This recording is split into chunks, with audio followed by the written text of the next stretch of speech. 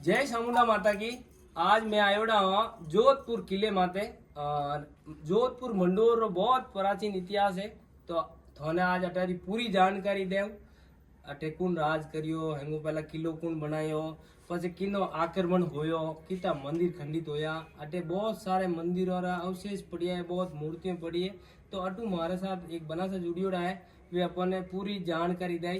बना साहब जय माता दी। जय माता दी। तो मैं जानना चाहूँ कि अटे सर्वप्रथम मंडोर में किनो राज હતો?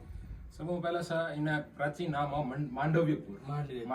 मांडवपुर एक ऋषि थे, उनकी तपोभूमि थी। ठीक है। तो मांडवपुर से कालांतर में धीरे धीरे हो गया मंडोर। हाँ जी। मंडोर हो गया। उसके बाद धीरे धीरे कई राजाओं ने यहाँ पर शासन किया। बिल्कुल। बहुत पूरा प्राचीन इतिहास है इसका। जोधपुर से पहले ये मंडोर था। मंडोर जोधपुर का जो पहले राजधानी थी ये मंडोर ही था। ये बाद में जब राजाओं ने इसको मेहरानगढ़ का निर्माण करवाया। तो भाई साहब आगे बताइए। मंडोर में इंदा प्रतिहारों का शासन रहा जी। बहुत आक्रांतों, विदेशी आक्रांतों ने आक्रमण किए। उसकी वजह से ये किला जर्जर हो गया, सारे मंदिर तोड़ दिए। इस किले पर लगभग कितने मंदिर बने होंगे? इस पे 5 मंदिर है। 5 मंदिर। 5 में से अब कितने जीवित? दो बचे। बाकी 3 को पूरी तरीके से और जो इतने सारे ये मंदिर पर अभी भी बहुत मूर्तियां या फिर ऐसे अवशेष मिलते जो मंदिर से जुड़े हैं, वो भी बहुत सारे पड़े। बहुत सारे हैं, इधर भी है, पीछे भी है, कहीं मिलते भी हैं अभी नए दबे पड़े।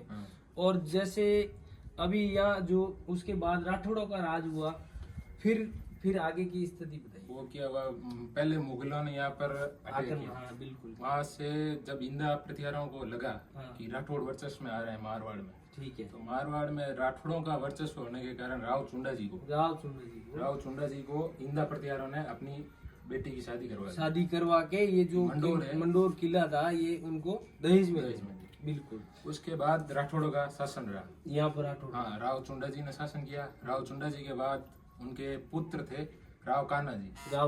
सबसे बड़े थे राव रणमल जी। उनको शासन नहीं दिया। उनको न देकर उनके चौथे पुत्र थे राव कान्हा जी को यहाँ पर शासन दिया। ठीक है। फिर बाद में राव कान्हा जी और मुगलों के बीच युद्ध हुआ।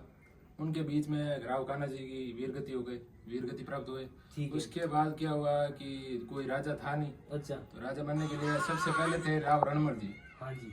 तो वो उन्होंने इसका उत्तरदायित्व संभाला। रणमल जी ने, हाँ, शासन किया मंडोर पे। राव रणमल जी ने। रणबंका राठौड़ जो होता है उनके नाम से ही है। हाँ, मतलब रणबंका राठौड़ तो वो क्या है, उनकी 12-13 पीढ़ी जो रण में लगातार शहीद होती रही, वीरगति होने लगे, तो उनको इसलिए रणबंका राठौड़ उपाधि दी गई। ये भी एक बहुत बड़ी जानकारी दे रहे हैं भाई साहब कि रणबंका राठौड़ों के नाम से हम बहुत चीजें देखते हैं। रणबंका राठौड़ की बसें देखते हैं, कॉलेजों में नाम देखते हैं।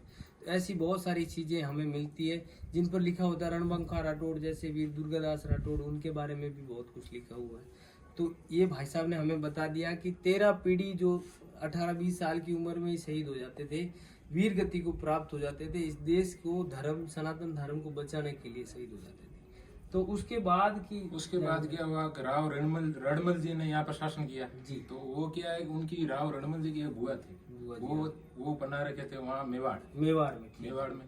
तो वो क्या है, उनके जो बुआ का बेटा था ना, उनके